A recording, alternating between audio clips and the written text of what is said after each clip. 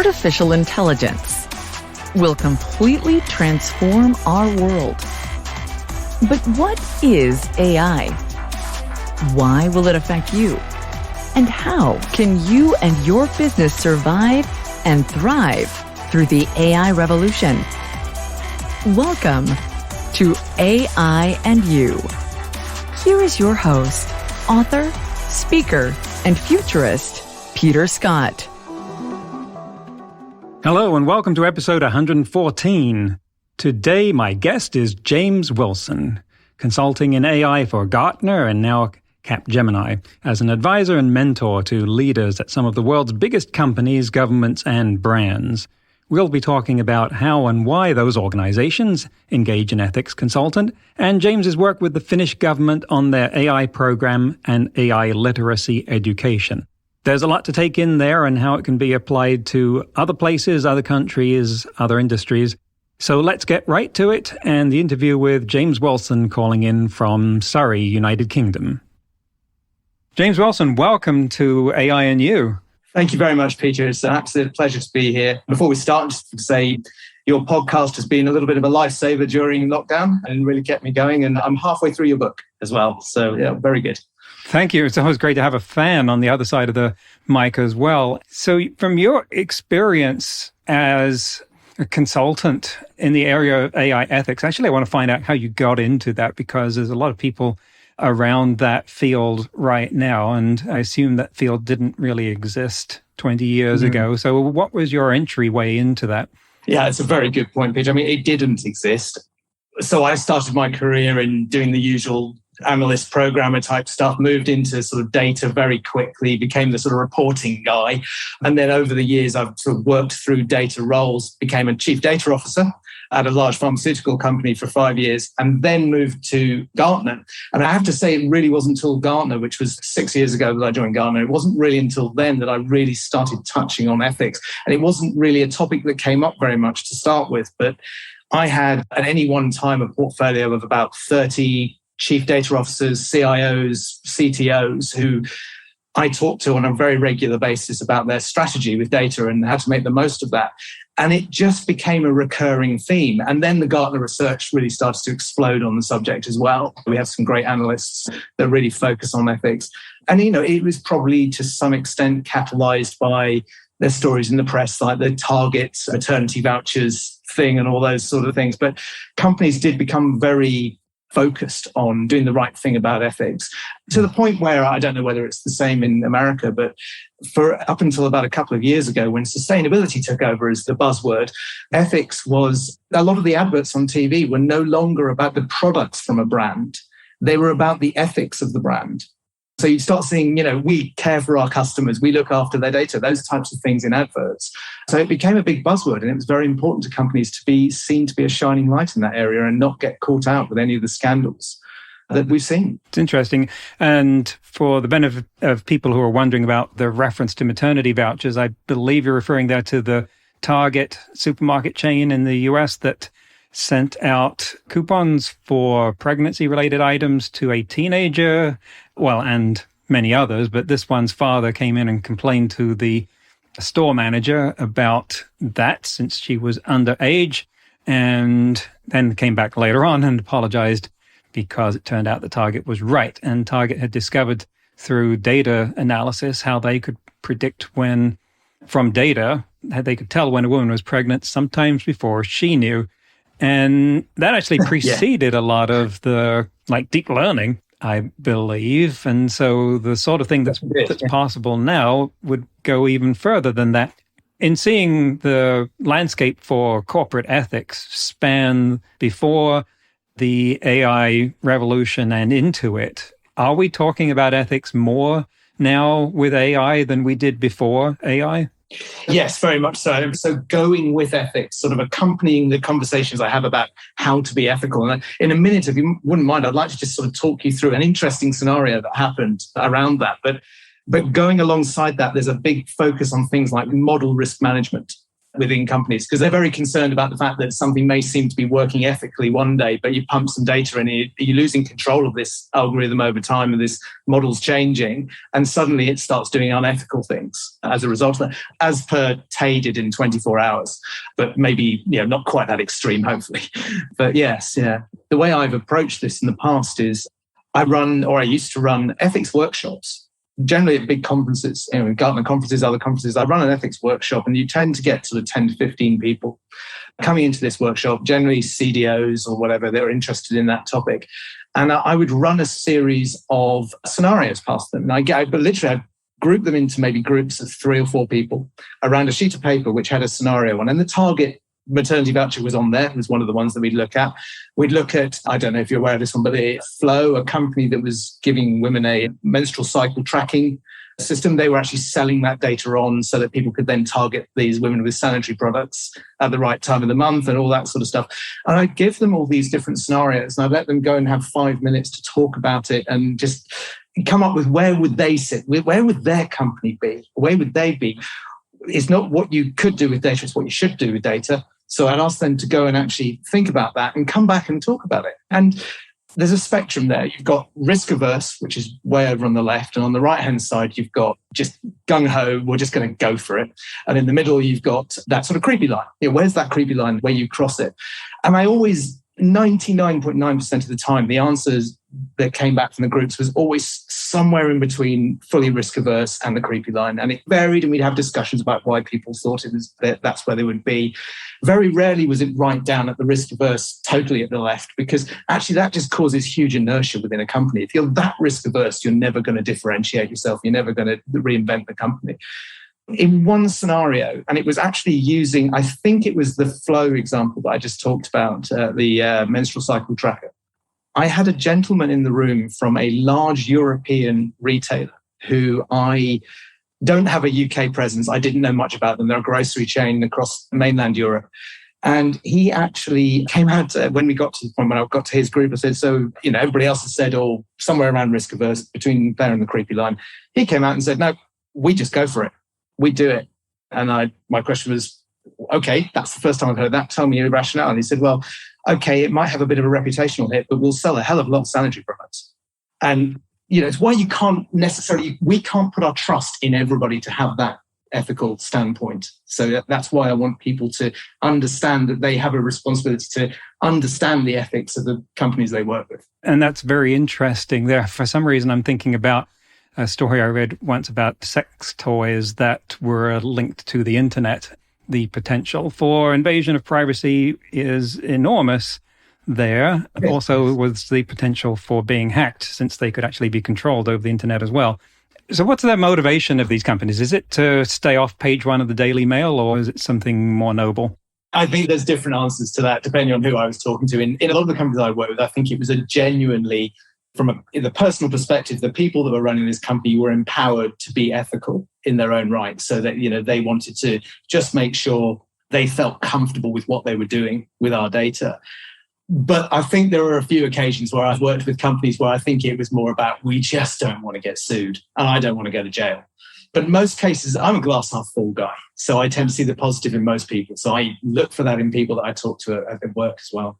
So if there's more conversation about ethics now with AI, and the motivation is not to get sued, which has always been around, what is it about AI that makes that ethical conversation larger? Why is the getting the ethics right harder? Because there is a recognition across everybody and across society that in general, we are less in control, I think, of what the AI is doing.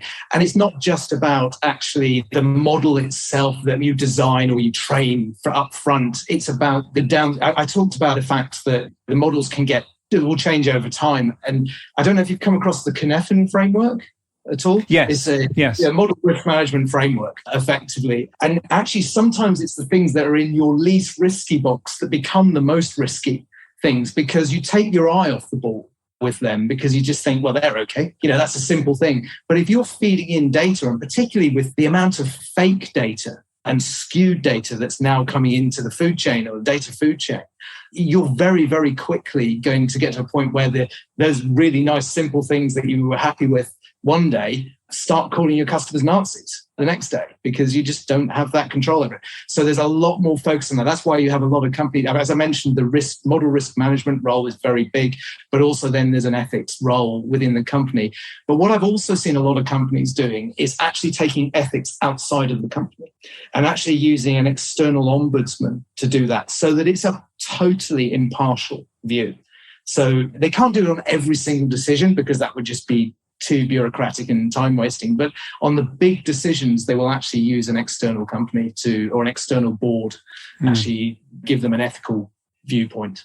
Is there a feeling among these companies that perhaps they don't understand or don't control AI as much as they'd like to, or as much as they controlled their previous data systems? And there's a little bit of fear that maybe this thing is going to turn around one day and then start calling their customers Nazis? Yeah, absolutely. And it's why there's such a focus on that risk management, that sort of AI management roles that are very, very important. And, if you look at the Gartner do a paper every year, which is called the must-have roles for data and analytics. It's like a standard digest every year on about whatever, there's something of March when it comes out. Jürgen Heisenberg, the guy who writes it, is a fantastic analyst. And he's got, what are the new rules? What are the emerging roles? And so if you look 3 or 4 years ago, model risk management was in there as an emerging role. Now it's in there as a de facto standard role that we would expect to see in most organizations. Would like to talk about what you did with the Finnish government and the Aurora program, because it's something that you're able to go into some depth in. And I've heard frequently that Finland is a model or a leader in respect of its approach to AI ethics and educational programs, even in schools, elementary schools, even for AI. So can you tell us about your intersection with those topics? Yeah, absolutely. And it's probably going to veer us more towards some of the literacy aspects, which we can bring back to ethics because it's part of literacy as far as I'm concerned. But so, as I said, I wouldn't normally talk about a customer, but in this case, considering it is all public domain information, and Alexei, the lead of the project, is all over YouTube talking about this because that's what they do. They want it to be transparent to people what they're doing. But maybe about 5 years ago now, probably, I started working with Valtio Varain Ministerio, which is one word. And I'm very proud I actually said that without stuttering. And we nicknamed it VM because it was too long. And it's the Finnish Ministry of Finance. And they were starting a project. They had this inception of a project around, I think we actually called it the Citizen Life Support, was kind of what we were calling it at the time. The nickname for the project, or the moniker, was Aurora AI. And basically the idea was to develop a system that was based around digital twins. And effectively, what would happen is that every single person in Finland, whether you're a citizen or so you had to have some form of residency there. It's not for people on holiday, but you would be able to produce a digital twin of yourself on this system. And this digital twin, you could then pump in the life events that were important to you. So let's say I was a new resident in Finland. I just moved to the country. And I was going to be moving to Helsinki because I don't know many Finnish cities, but they're Helsinki. And it would then connect me to the services that I needed for my life journey. So I'm moving to Finland, I'm moving to Helsinki. It would tell me what education places I had to connect to. So if I needed to go to university or if I needed to put children in school, it would get me connected to the right health service because they've got much like many countries, they have a very federated model for health service. So it would connect me to the right health service, whatever else I needed, welfare systems and so on, all the other different government departments. But it did it in a very interesting way. So it was very privacy oriented. So you were effectively a bubble with your information in that only you could see. All these other services are bubbles that float around in this Aurora AI space, and they would gravitate towards you, but without actually informing the organization that you were actually talking to until you made a connection. You had to reach out and say, yeah, that's the health service I want to go to, or that's the school I want to go to or send my kids to. Then it would connect you, and then you could have a conversation and it would help you do the transaction. It was all AI automated, so most of it could be done online in the system without jumping outside. But a couple of really interesting developments they put on top of that was that they actually thought, why not just let people scenario plan this way? So you could actually generate in there a digital twin of yourself that's just fictional. And you can actually put it through the process. So you could say, well, I'm thinking I might quit my job and start my own business and move to the country. And you could actually plot that out and it would show you all the services that you would need to be able to make that happen without it being real. And then if you decided to do it, you could just basically turn that into the real you. It's a really, really clever system. They then expanded it further. And this is kind of where my involvement started to wane because I was, moving on to other things. But they then expanded it to actually say, well, actually, why are we just keeping this to government organizations? Why don't we do the same thing with other services that you might need in your life journey? So if I'm moving across Finland because I'm relocating to start my new business or whatever, we'll actually have removal companies in there that you could connect to, or it could be any service that they think you might need. It's a sad event, you may be able to organise a funeral because someone's passed away. It might connect you with the undertakers and the flower shops as well. So, but all of this was done very tightly secured. The privacy of the person was secured until you made the connection. So none of your data was shared with that other bubble, which I think was a very, very good thing. Does that put this in the domain of customer service agents? Should we think of it like that? A very fancy customer service agent, yes. I would think you probably could say it was something like that. But it basically managed all of the life events within Finland. But I'm intrigued by the description of the digital twin and why you think of it, or they think of it, as creating a digital twin, because the process you described doesn't seem to me necessarily to require a digital twin. What's the twin-like essence of this? Just the information about you that sits within your bubble is effectively, it's characteristics of you and the ability for you to create more of them and model different scenarios. That's why they effectively use the terminology of digital twin. It is very simple in that sense. I mean, it's not like a digital twin of an oil pipeline or oil refinery process or something like that. It's not that complex, but it's effectively a digital representation of you with some characteristics of you in there that allow you to interact with other services within that digital environment. And how much does it know about me? If I call something a twin of me, I am assuming that's got some high degree of fidelity. It has enough things to make you purely unique, and the things that you want to include in there. You can include sort of health-related information in there as well, so that would help it then to find the right services for you in the health service, for instance, and that kind of area.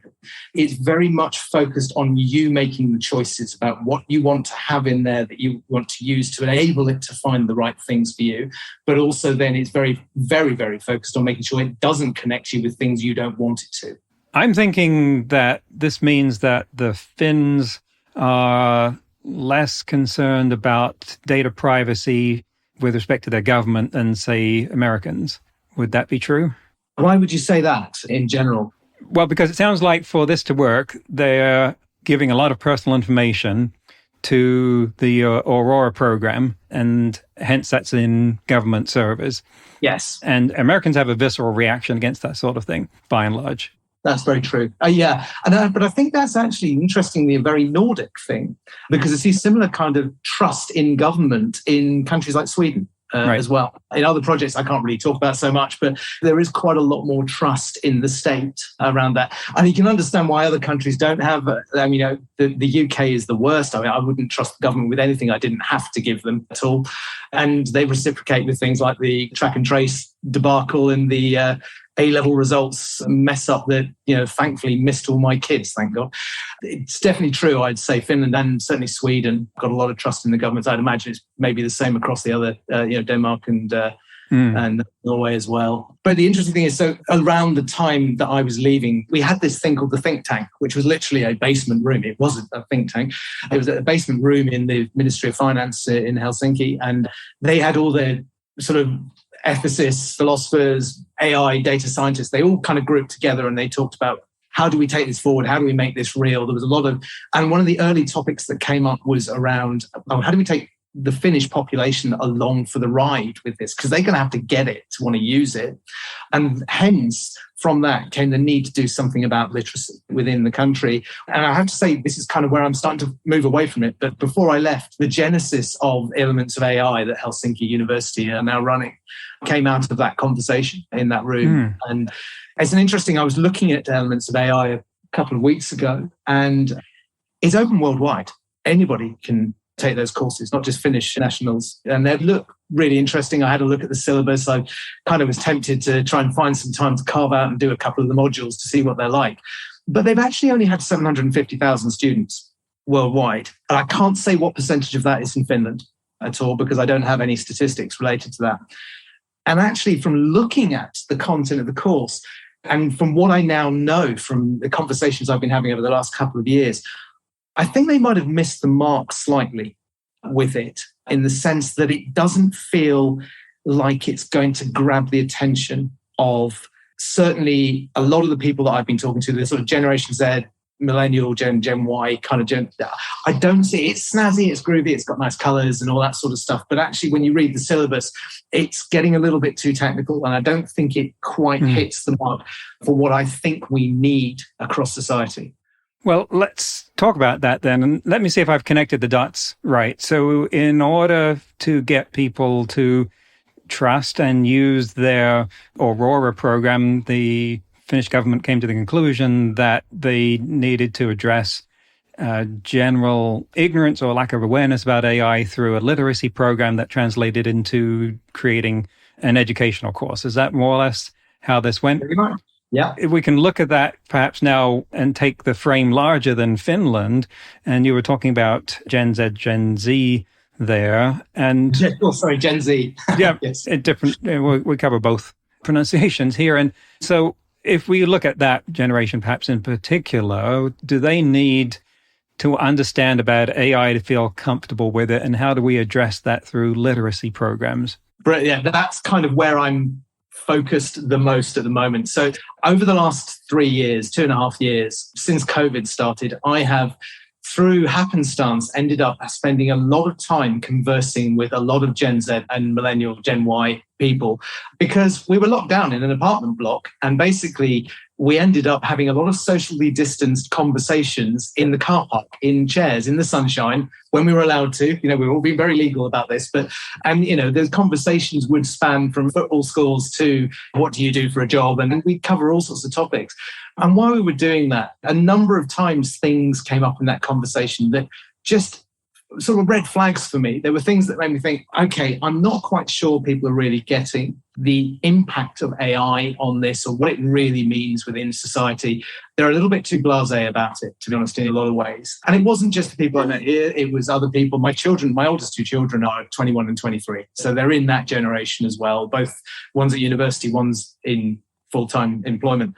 And I had conversations with them, and I just started to play back some of the things they were saying and talk about, well, actually, what does that mean from it? What's AI's part in that? Do you really understand some of the risks you're taking there? Have you considered those risks? And maybe have you thought about different ways of approaching this? And a great example, and then maybe I'm going to go down a little bit of a rabbit hole here, and this could be contentious, but I was talking to one of them, had seen a YouTube video or something about DALL-E, the image creation program. And the comment that came out on the back of that was, oh, yeah, this is amazing. Look, there was an example of somebody put in kangaroo in a hot air balloon in the style of Monet. And, you know, there it was, kangaroo in a hot air balloon in the style of Monet. And great. And somewhere within the conversation, the comment was, well, that's the end. That's art. You know, that's what art will be. No longer are we going to need to create it. Your red flags were, you know, going up very quickly for me. And for a number of reasons. From a personal perspective, I'm sorry, as much as DALL-E is very clever, it's not actually art, as far as I'm concerned, because art is about human expression, ultimately. And you can't say that DALL-E is somebody typing into a natural language processing system, kangaroo in an air balloon in the style of Monet. That's not particularly creative. The output of that is very pretty and it's very clever, but art's about human expression. And I started to talk to them about, well, actually, you know, have you considered what art is really? You know, it's, if you go into a gallery and you look at a painting and you look at, the first thing that always happens to me when I look at a famous painting, like a Van Gogh or something like, or a Rembrandt or something, is, I don't know, they get this image of actually the painter going through the struggle of actually painting that. There is none of that present. There may not even be brush strokes, depending on what systems used to actually generate it. You don't even see any of that. I've maybe used the Joe Cocker singing A Little Help from My Friends at Woodstock. I mean, the expression and the torment in his voice, that's art, that's expression, not what you see on paper. And then I said to them, that's my own personal point of view, and I'm happy for everybody in the world to disagree with me about that. It's entirely subjective. But then I said, but if you say that art is dead in that way, if you expand that and we think a little bit about the future with AI, as we start to automate more and more stuff, then you are going to see a change to what we are able to do for employment. And employment and work at the moment is very, very important. And the whole conversation goes off into Maslow's hierarchy, and I start talking about self-actualization and all that sort of stuff and how important we have an avenue to do that. The moment important step of that is work. As we automate more and more of that, there's going to be less and less work that we can do like that. And there will reach a point where it will be very difficult for people to find a lot of the jobs that they would feel they wanted to do today, because those jobs will become automated, or at least semi-automated, and there'll be less employment opportunities for them.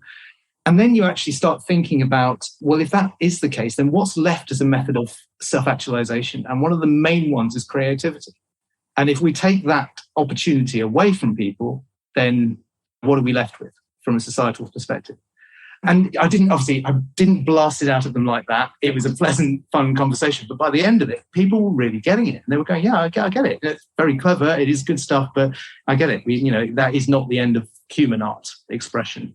A huge conversation that could certainly take up several episodes. I mean, even people like Beethoven and Mozart were under contract for writing their work. So maybe the agony of expression was, I've got to crank out another 6 pages of this thing by Friday, or I'm not going to make the rent. And that certainly puts another slant on it. But I'd like to go down the road of education, because we've got people going through school. You've got children, I've got children that have to make career choices. At some point, what should the educational system do to correct some of these misconceptions and prepare them for a world where AI is ubiquitous? Brilliant question. And it's a core topic that I've covered as well.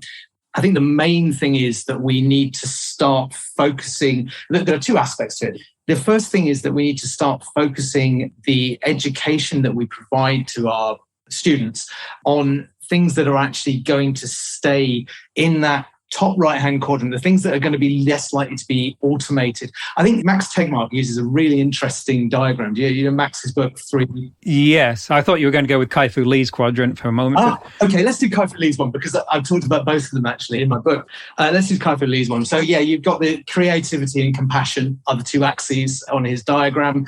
And things that don't need much creativity or compassion below the line, jobs like taxi driver or sort of customer service clerk potentially or something like that, those jobs are going to really struggle with automation, because a large percent of them are going to be augmented entirely. Some of them will be 80% computer augmented, 20% human when things get a bit tricky. So what we need to do is focus people on the skill, compassion related and creativity related kind of job aspirations, which means that we need to start focusing them on social skills. We need to start focusing them on non-verbal and verbal reasoning skills. Those types of things are going to become very important. There's the areas that are going to be flipping over to Max's diagram, which is a valley with some trees and then mountains and stuff, and the water levels rising, and the jobs at the very top of the mountain, the most creative and sort of compassionate related jobs. We need to focus them on careers that are going to take them into that area. So more artistic, more creative roles, jobs where you still need a level of human compassion. I would say things like doctor would be in there, because there's a point when Dr. C3PO is not going to cut it for some of those conversations that you need to have. And then strangely, in Kai-Fu Lee's diagram, and I kind of wrestle with this one a little bit, is CEO, which I guess that, you do have overall responsibility for a lot of people and a lot of stuff when you're the CEO, but you need to focus them in those kinds of areas, which means that we need to focus the education syllabus on those types of capabilities and away from the more things like just like programming languages, right, or learning the 6 wives of Henry VIII in the right order. Great, we can find out that information. It's on the tip of Google's tongue.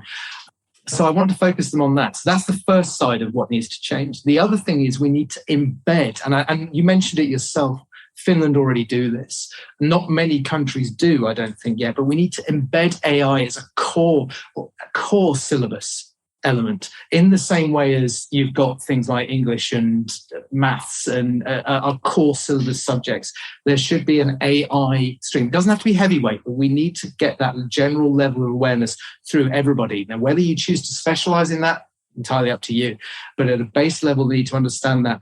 And that also encompasses some of the social impact side of that, because one of the things that I hate, and I've witnessed this firsthand, and you probably have as well, Peter, is the social pressures that things like social media put our children under, making sure they produce that perfect post or whatever. We have to deal with that. At the moment, that's a voluntary thing that is an after-school class that you and actually parents can go to as well, that the schools offer. It needs to be part of core syllabus if we're going to keep up AI.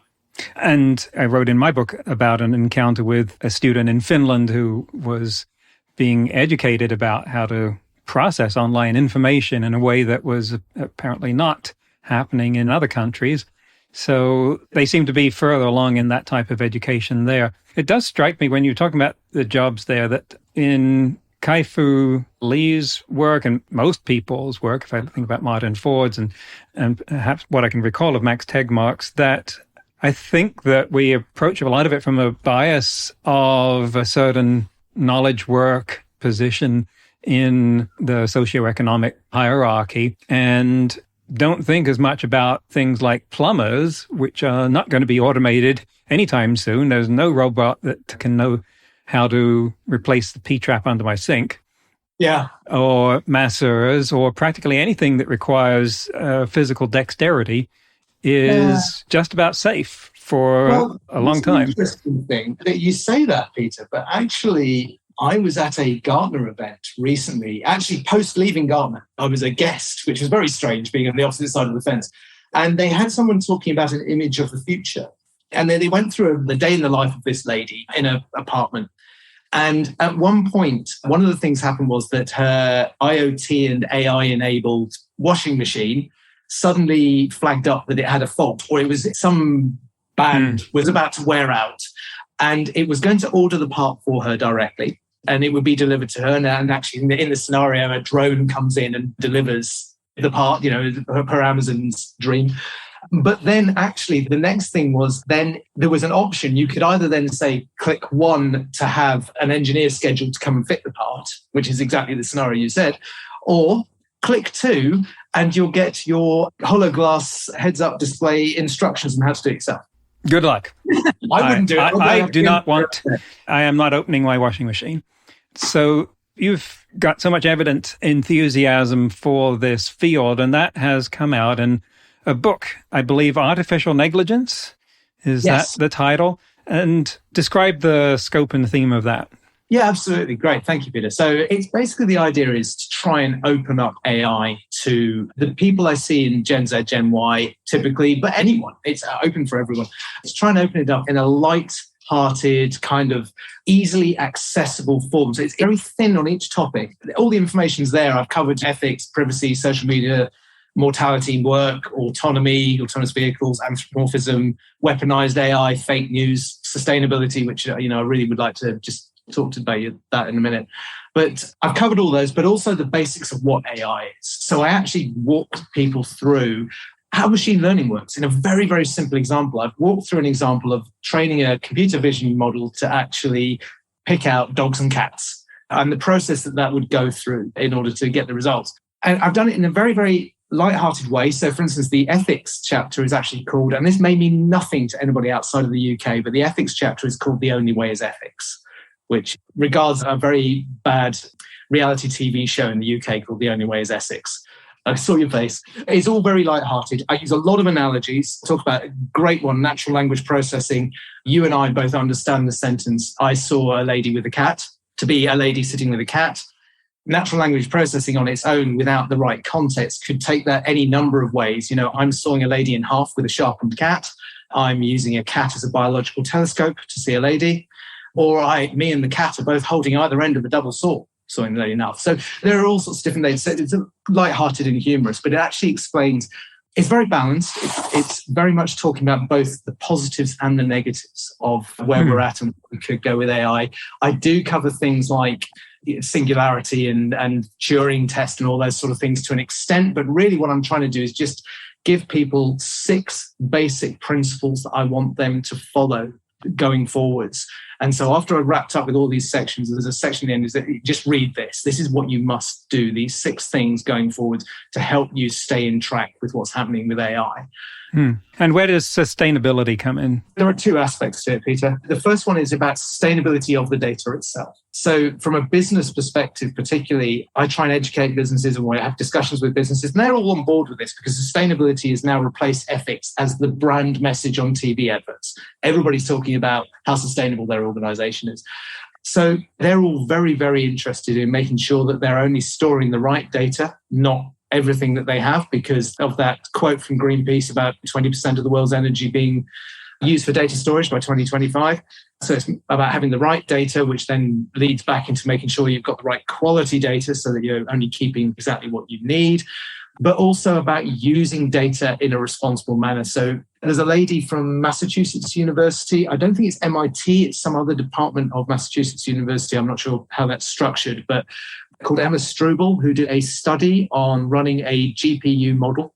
And the really interesting thing was that the model that she chose to run, the carbon expenditure of that model was equivalent to the annual expenditure of 13 adult Americans, just running that one model.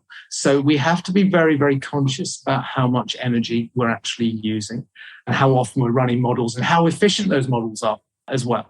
So there's that aspect about making sure we make the AI as efficient and sustainable as possible. But then there's the bright side of it, which is AI can help us solve a lot of the problems that we've got. It can be used to redistribute energy in the grid so that we don't have to generate as much, but we've got the right amount in the right places at the right time. It can be used to help make sure that crops have got the highest yield by working out the right watering and fertilizing regimes for the crops and all those sort of things, and just AI machinery to pick the crops and all that. There's endless number of different things that it can do, but they're all sustainability related aspects of that.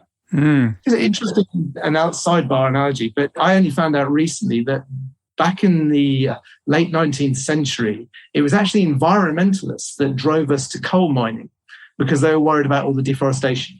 So if only they had some algorithms to see what the impact would have been. And now here we are in a world where we wonder whether the AI that's calculating how to reduce carbon expenditure will actually cost more than it saves, which exactly. is fascinating. And I wonder where the leverage points of that are, but that's for another discussion, perhaps. Tell us how to find your book and what forms that's in for people who want to look for it. So you can go to artificialnegligence.com to find a link. There will also be some videos on there as well, but they're not going to be there on day one. But you can go there. It will have a link to where the book is, or you can just go to your local Amazon store and type in artificial negligence or artificial negligence and James Wilson, if you like, just to make sure you get the right one.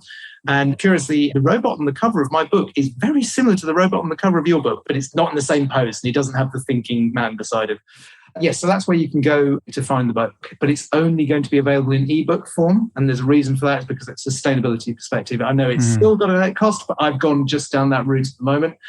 And I will just add one thing, which is that it's entirely not for profit. So the book will be going out at a very, very, very reasonable rate, but every single cent of profit from that is going to the Ukrainian humanitarian appeal. Wonderful. Well, James Wilson, that seems like a perfect place to wrap this up. We could obviously talk for much longer, but time is one of those things that's not an infinite supply, and ours has run out. So thank you for coming on AI and You. Thank you very much, Peter. It's been an absolute pleasure. That's the end of the interview. There's a link to James's new book, Artificial Negligence, in the show notes and transcript. In today's news, ripped from the headlines about AI, a new paradigm of computation called hyperdimensional computing appears to be gathering steam. Plus, anything with a name as cool as hyperdimensional computing that's not actually from a Doctor Who episode deserves some airtime. It was published in IEEE Access a couple of years ago when PhD student Iman Hassan wrote about the paradigm, which uses large vectors like 10,000 bits each and is inspired by patterns of neural activity in the human brain. It can be implemented directly in hardware and is robust with respect to hardware imperfections. When employed for machine learning tasks, such as learning and classification, the framework involves manipulation and comparison of large patterns within memory. There's even talk of it enabling one-shot learning without the need for backpropagation. Worth keeping an eye on.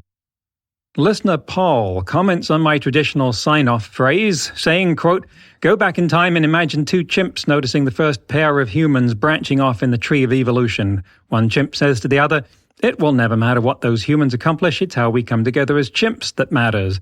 I think this will make a very amusing, short animated cartoon going forward in time to show the chimps ending up in a zoo enclosure.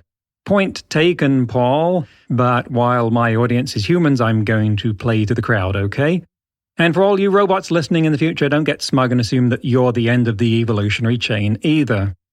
Next week, my guest will be Chanuki Saracena, a researcher at the Alan Turing Institute who uses data science to understand how the aesthetics of our environment affects our well-being.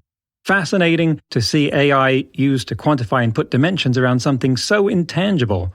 That's next week on AI and You. Until then, remember, no matter how much computers learn how to do, it's how we come together as humans that matters. That's all for this episode of AI and You. Please leave a rating and comment and share with your friends.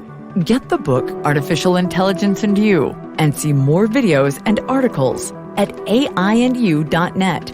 That's aiandyou.net, where you can also send us your questions. Thank you for listening.